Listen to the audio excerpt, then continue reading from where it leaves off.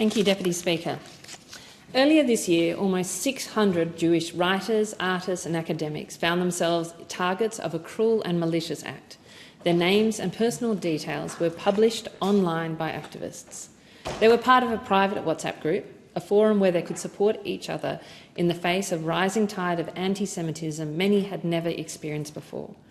This space, meant for safety and solidarity and questioning and sharing views, was cruelly violated when a 900-page transcript of their private conversations, along with their personal information, was leaked by one of the group's members.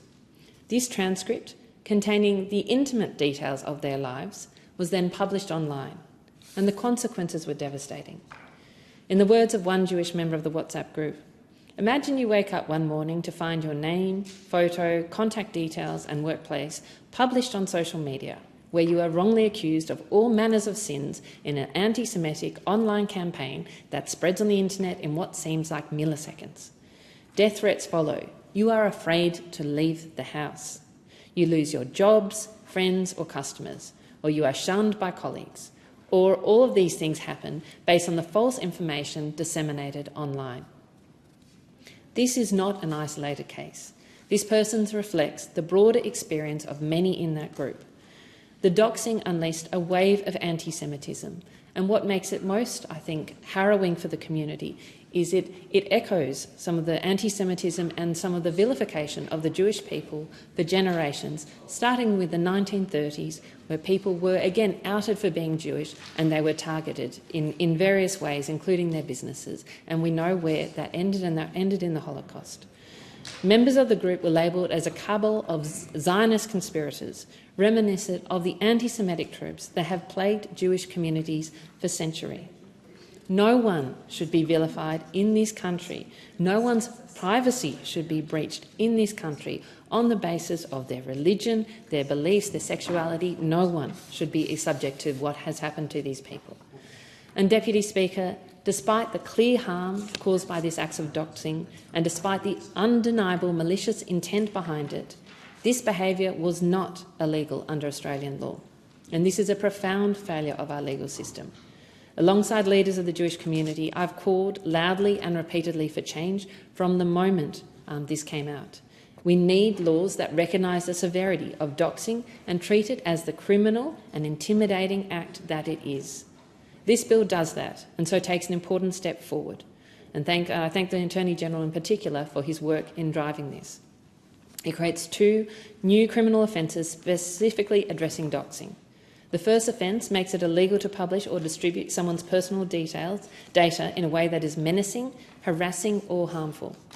The second provision goes further, making it a crime to publish or share the personal information of members of a group, where the group is distinguished by a protected attribute such as race, religion or sexual orientation. These offences come with significant penalties, including a maximum sentence of up to 7 years imprisonment. These are serious crimes, and they will now be treated by such as the law. Deputy Speaker, this legislation and the new offences it introduces have been welcomed by people in my electorate and by leaders of the Australian Jewish community. It's a significant and necessary step in criminalising some of the most egregious acts of anti-Semitism and hate speech we have witnessed over the past year. However, while this legislation is a positive step, it is not sufficient on its own to stem the rising tide of anti-Semitism and hate that we are seeing in our country. And so it is vital that we continue to build on these reforms. In particular, I will continue to urge the government to deliver on its promise to introduce further protections against serious vilification as part of changes to the Criminal Code, as the Attorney-General committed to earlier this year. This has support of leaders of the Jewish community and of the LGBTQ plus community, another very important part of my community. We need robust, comprehensive legal protections that not only punish the acts of serious vilification, but also deter them. I'm making a submission to the Senate inquiry in relation to this bill at the moment, because while I support where the bill is going, it is not going far enough, and we need greater protections for Australians of all beliefs, and to make sure that that hateful vilification is not acceptable in this country and carries punishment. This is not just about protecting one community. This is about upholding the values of tolerance, respect and safety for all Australians, regardless of their backgrounds or beliefs.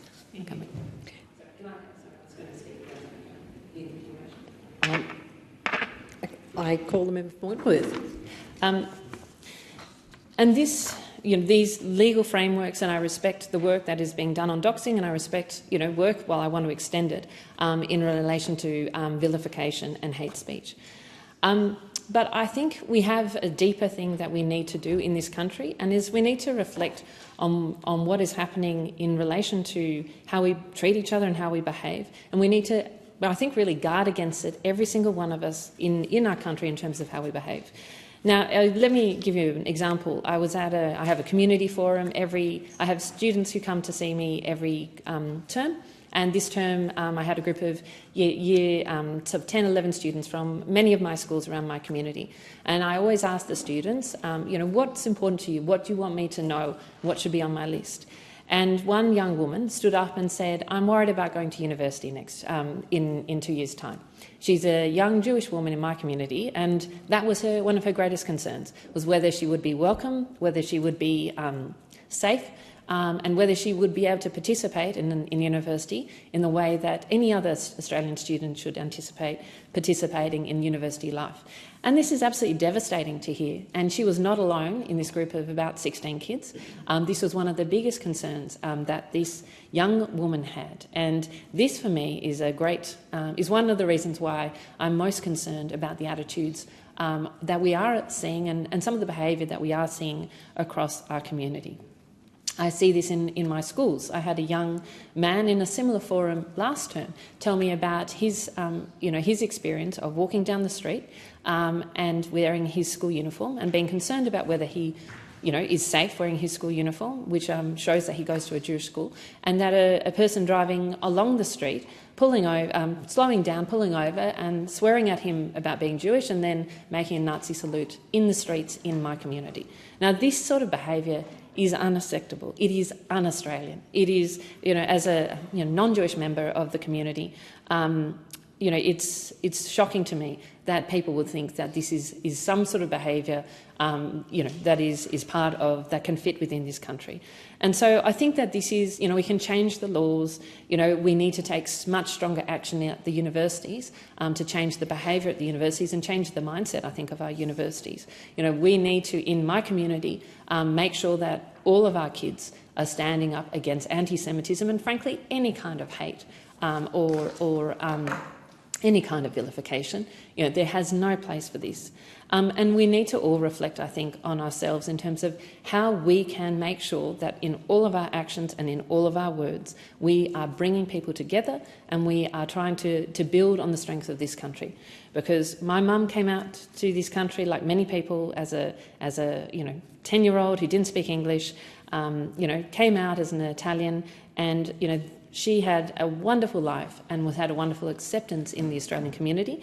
And, this is, I think, that acceptance and that sort of quality is what we need to continue to build. So this is up to everybody as well as up to us in our legislation, in what we do. This is up to myself and others to constantly lead and constantly call out the behaviour that we see and say this is unacceptable. And I'll continue to say that anti-Semitic behaviour, but basically vilification, hate towards anyone on the basis of their characteristics is unacceptable in this country and is un-Australian. Thank you.